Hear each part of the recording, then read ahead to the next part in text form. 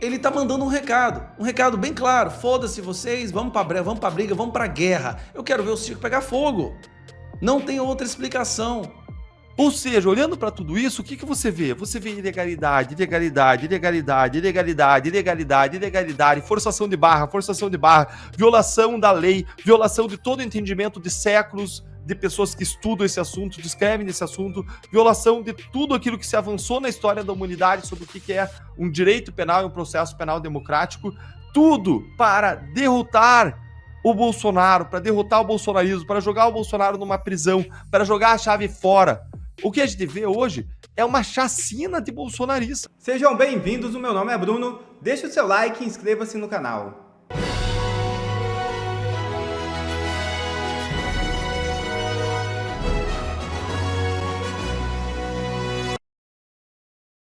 Eduardo Bolsonaro afirma que abrirá a mão do mandato e permanecerá nos Estados Unidos. O deputado federal licenciado afirmou nesta segunda-feira, em entrevista à coluna do Estadão, que não retornará ao Brasil no momento e que, embora lamente, abrirá a mão do mandato parlamentar. A decisão foi motivada, segundo ele, por receio de ser preso pelo ministro Alexandre de Moraes, do Supremo Tribunal Federal. Abre aspas. Por hora não volto. A minha data para voltar é quando Alexandre de Moraes não tiver mais força para me prender. Fecha aspas. Declarou o parlamentar. E Alexandre de Moraes dá ordem para silenciar cidadão americano e Estados Unidos reage imediatamente.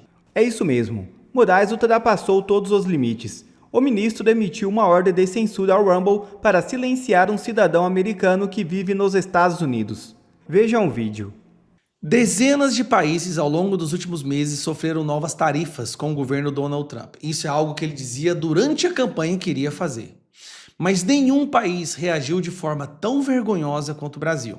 E pior, reagindo de uma forma como se quisesse piorar a situação. Como se estivesse cavando a falta, buscando mais tarifa, buscando mais conflito e mais animosidade.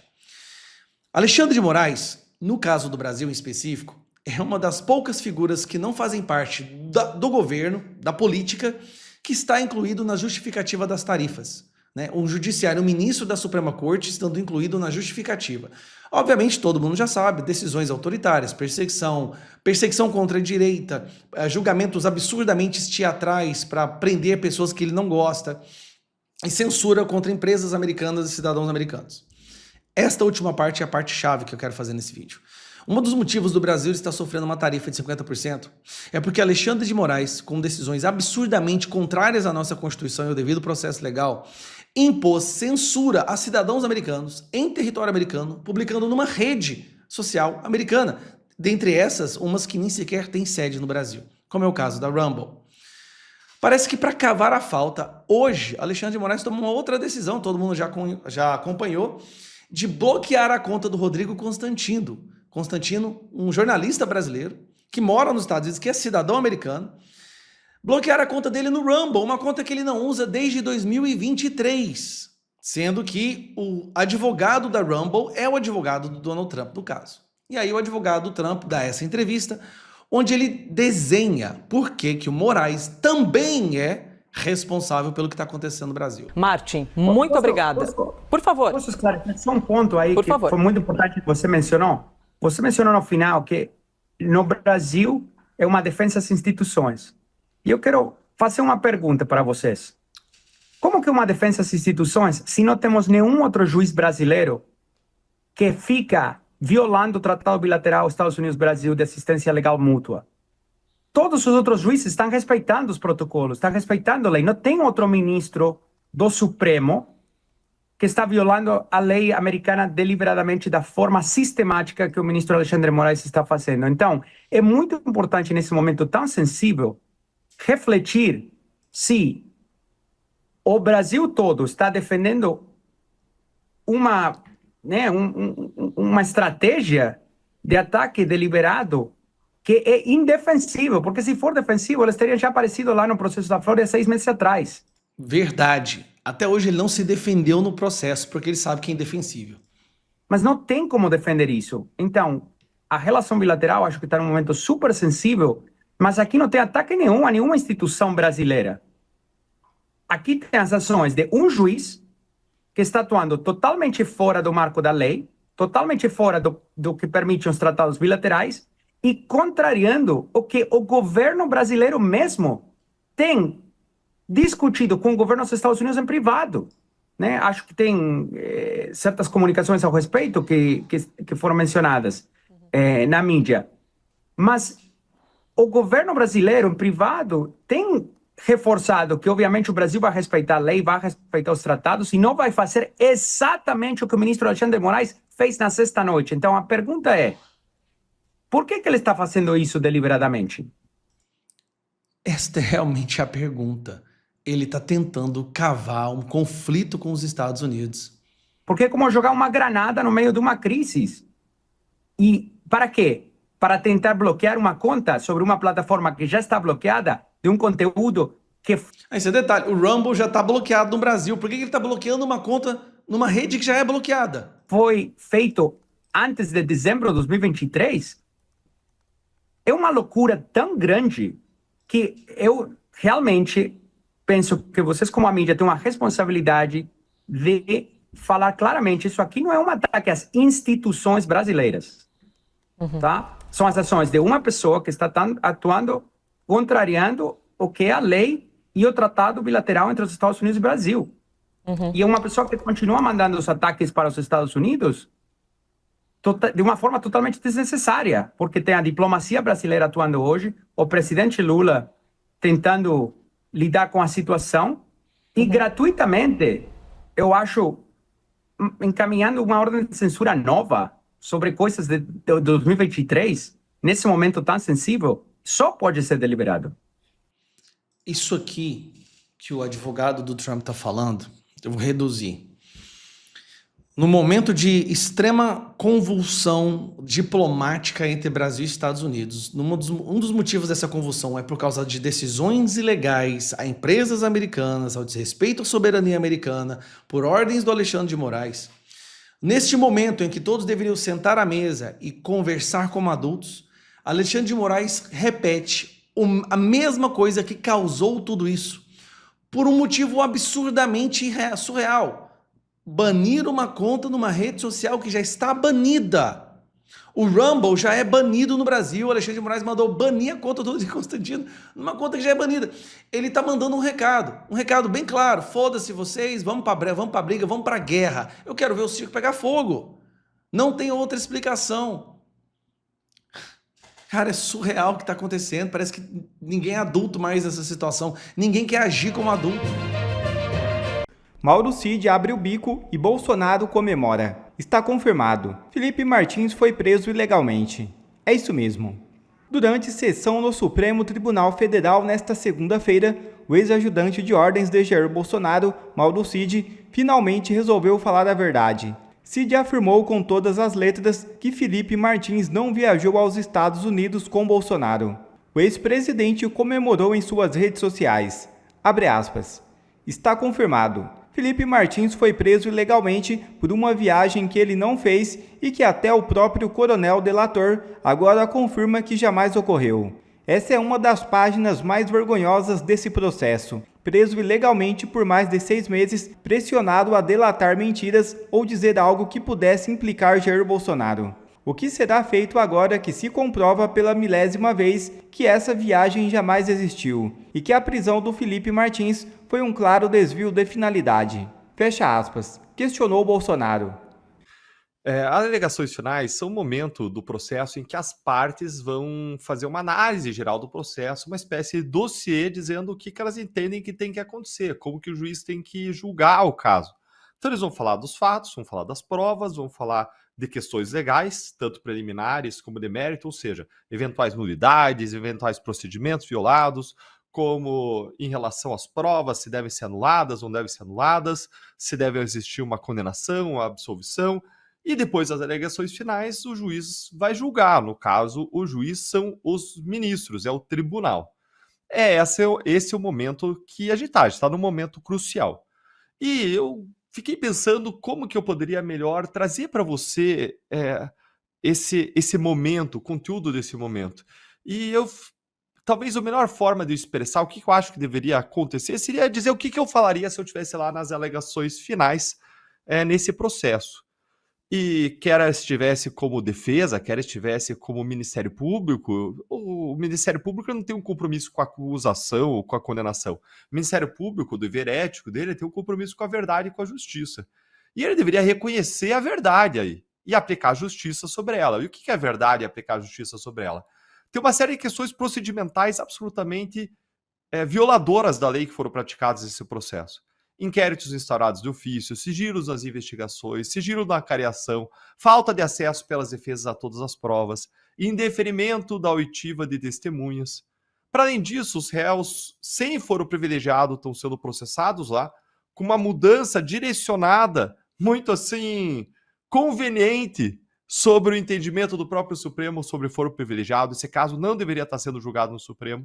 A gente tem ainda a figura de um juiz impedido, porque ele seria vítima dos planos de assassinato, vítimas dos planos de prisão, vítima de xingamento, seria ainda um inimigo capital de um dos réus. Tem vídeo da imprensa de anos atrás dizendo que o Bolsonaro acabou com a vida de Alexandre de Moraes. Acabou com a vida do Moraes.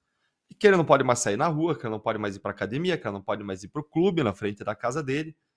A gente tem uma situação aí de rivalidade imensa. Tem ministros que querem acabar com o bolsonarismo, vários nomeados pelo Lula, amigos íntimos, pessoas que têm uma relação próxima com o Lula. Esse julgamento está todo contaminado pela parcialidade, contaminado pela suspeição, pelo impedimento dos ministros.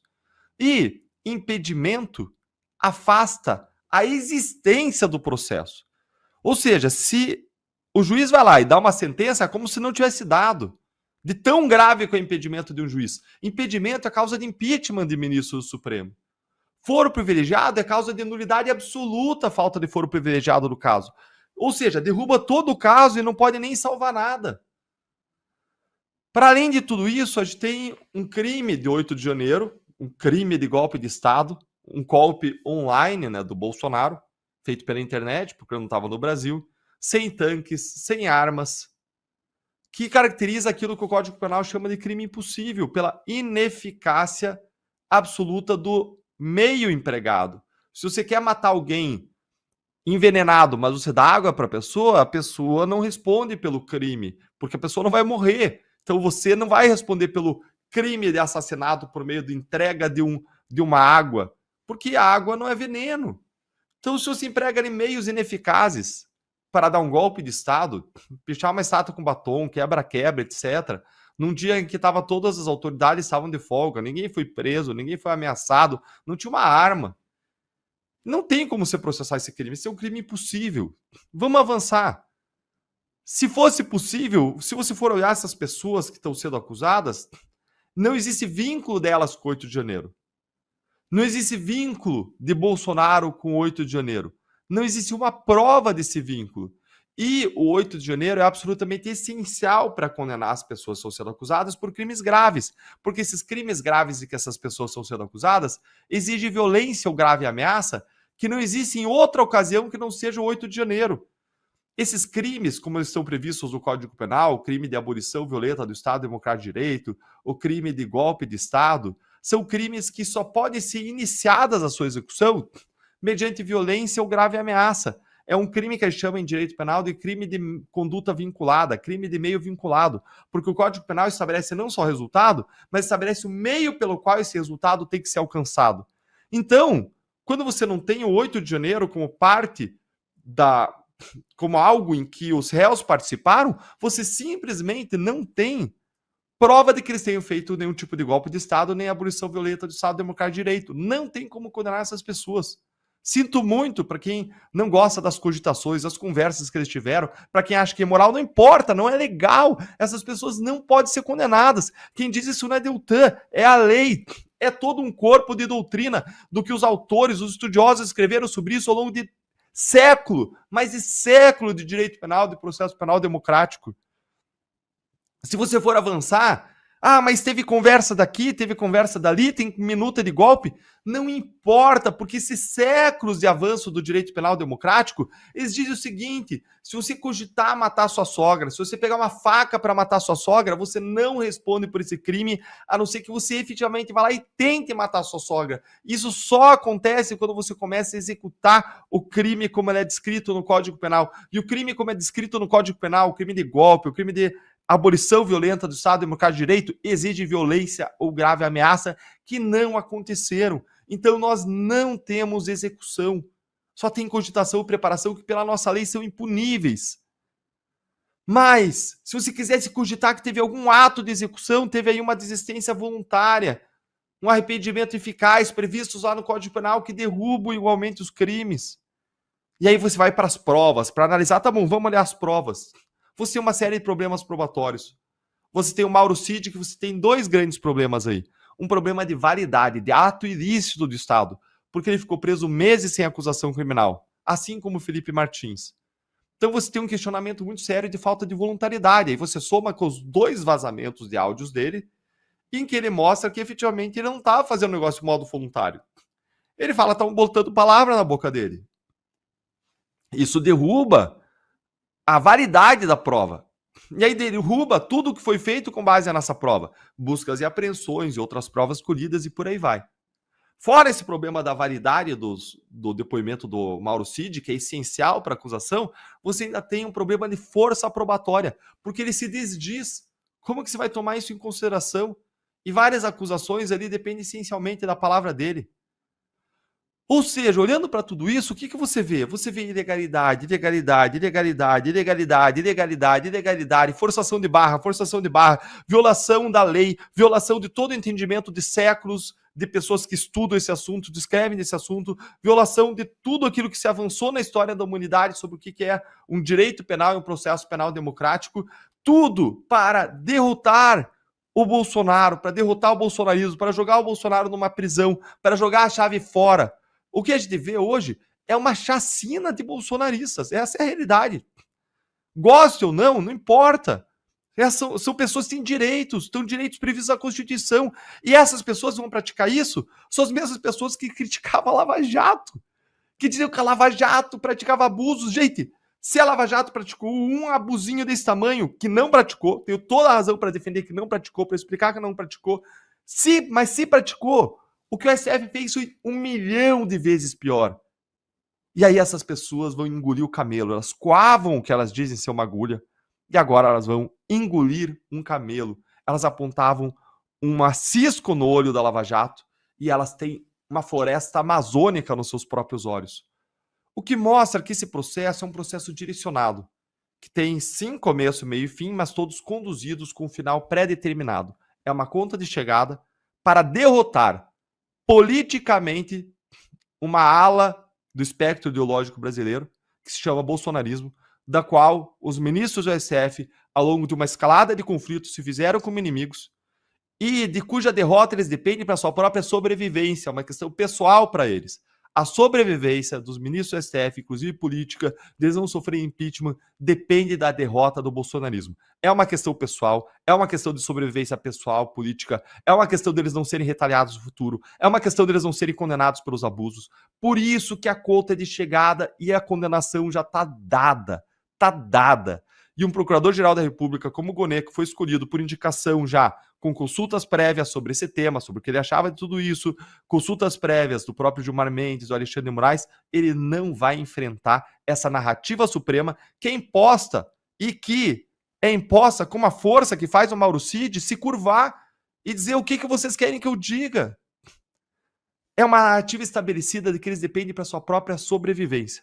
E eles não vão arredar o pé, eles não vão voltar atrás, eles vão até o final. Isso é uma imensa injustiça, é a maior injustiça praticada, é o maior abuso em série de direitos humanos praticados na nossa democracia desde o regime militar. E o responsável por esse golpe, esse sim um verdadeiro golpe na nossa democracia, se chama Supremo Tribunal Federal.